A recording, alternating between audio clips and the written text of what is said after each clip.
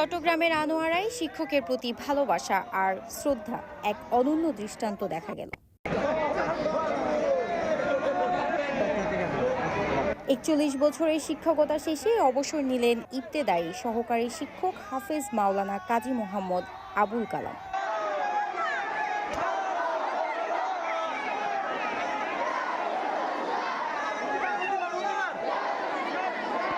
আমরা হুজুরকে বিদায় দিচ্ছি নিয়মতান্ত্রিকভাবে, কিন্তু সেটা অন্তর থেকে আমরা বিদায় দিচ্ছি না।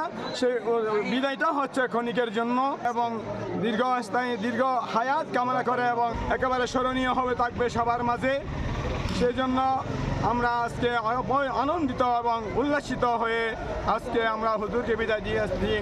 যেটা আদব কায়দা সবগুলো আমাদেরকে শিখে দিয়েছেন হুজুর। এখন হুজুর যেভাবে চলে আসে এখন আমাদের অনেক কষ্ট লাগতেছে। সোমবার দুপুরে বখতিয়ারপাড়া ৪ পীর আউলিয়া ফাজিল ডিগ্রি মাদ্রাসার প্রাঙ্গণে তাকে দেওয়া হয় ফুলের শুভেচ্ছা ও বিদায় সংবর্ধনা। শিক্ষার্থী, সহকর্মী ও এলাকাবাসীর আবেগঘন স্মৃতিচারণে মুখরিত হয় অনুষ্ঠান। স্মরণীয় দিন হয়ে থাকবে, কারণ আজকের এই দিনে এই মাদ্রাসার একজন প্রবীণ, যিনি প্রায় ৪১ বছর এই এলাকার মাদ্রাসা শিক্ষাদানে যিনি কর্মরত ছিলেন, আজকে ওনার শেষ কর্মদিবস। আমরা ওনাকে যতটুকু সম্মান দেওয়ার সম্ভব হবে না, তারপর আমরা চেষ্টা করছি ওনাকে যেন একটা সুন্দর বর্ণাঢ্য বিদায় অনুষ্ঠান করতে পারি। আমরা চেষ্টা করে যাচ্ছি। রাব্বুল আলামিন ওনার পরবর্তী সময়টা যেন সুস্থ, সবল এবং ইসলামের খেদমত করে যেতে পারে, এই কামনাই করছি। সংবর্ধনা শেষে রাজকীয়ভাবে ঘোড়ার গাড়িতে করে শোভাযাত্রা সহ কয়েক কিলোমিটার দূরের বাড়িতে পৌঁছে দেওয়া হয় প্রিয় শিক্ষককে।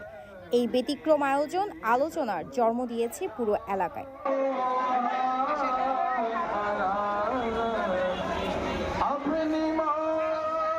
অধ্যক্ষ কাজী মোহাম্মদ আব্দুল হান্নান বলেন, সততা ও নিষ্ঠার সঙ্গে ৪১ বছর শিক্ষকতা করে গেছেন তিনি। তার অবদান সর্বদা স্মরণীয় থাকবে। আজকের আমাদের যে বিদায়ী অতিথি দীর্ঘ ৪১ বছর শিক্ষকতা শেষ করে আজ চলে যাচ্ছেন। সংবর্ধনাটি প্রদান করা হলো শিক্ষক, গভর্নিং বডি, বর্তমান এবং প্রাক্তন শিক্ষার্থীরা যেইভাবে তাকে বিভিন্ন উপহারে ভূষিত করে তাকে যে সম্মান প্রদর্শন করেছেন, এটি একজন শিক্ষকের আজীবনের লালিত স্বপ্ন। কান্নাজড়িত কণ্ঠে বিদায়ী শিক্ষক জানান, গ্রামের শিক্ষার আলো ছড়িয়ে দিতে শিক্ষকতা শুরু করেছিলাম। আজকের এই সম্মানই আমার জীবনের সবচেয়ে বড় প্রাপ্তি।